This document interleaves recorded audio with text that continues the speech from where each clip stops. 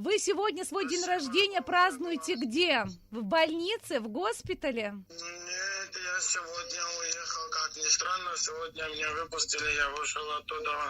Я не нахожусь сейчас в Гудауте. До сегодняшнего дня находились в Гудаутском госпитале. Да, сегодня недавно приехал я домой. Какое у вас сейчас настроение?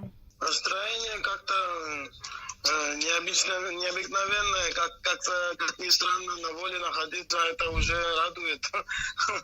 И голос аппаратов до сих пор слышится и слышится.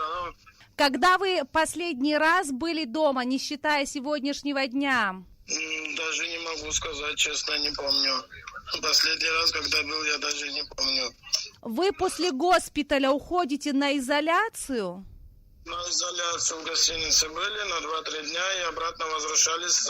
Я даже домой не ездил, потому что дома у меня родители, они в возрасте находятся, и не хотел, чтобы они болели. И за счет этого я максимально пытался домой не приходить. А родители где живут, где находятся? Они в Клачайском районе, в Кахоре. А сейчас вы где будете сегодня? Я сегодня пойду домой с своими близкими, хочу увидеться, хотя бы мои лица посмотрели они.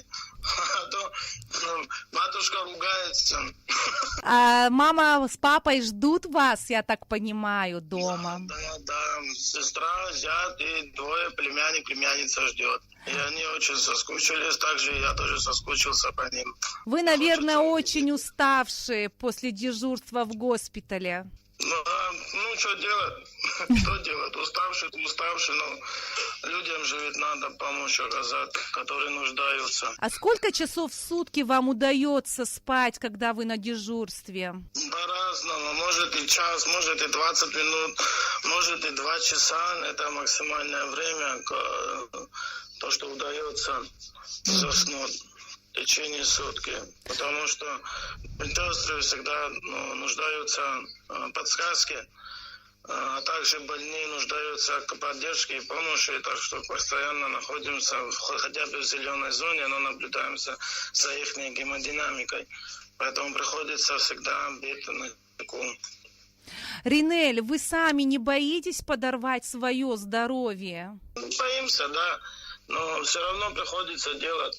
Людям же надо помочь. Им думать только о своем здоровье, то, к сожалению, этим бедным людям некому будет показывать помощь. Пациенты вам очень благодарны, и все, кто побывал в Гудаутском госпитале, в том числе и наши коллеги, вам очень благодарны. И мы, коллектив Абхазского телевидения, вся страна, поздравляем вас с днем рождения. Мы ценим ваш труд. Мы благодарны таким энтузиастам, таким патриотам своей профессии, всему медицинскому сообществу. Спасибо, всем огромное спасибо, всем желаю здоровья и всем желаю счастья, чтобы они эти праздники у себя дома встречались, поздравляли друг друга и чтобы радовались они жизнью. Для меня очень приятно, когда они благодарны, чтобы к нам поменьше, чтобы обращались они в связи с своим здоровьем. И вашим родителям большое привет и спасибо за такого сына. Спасибо вам тоже огромное, я обязательно передам. Я даже не сомневаюсь, они взаимно тоже передают вам. Всего хорошего и спасибо вам.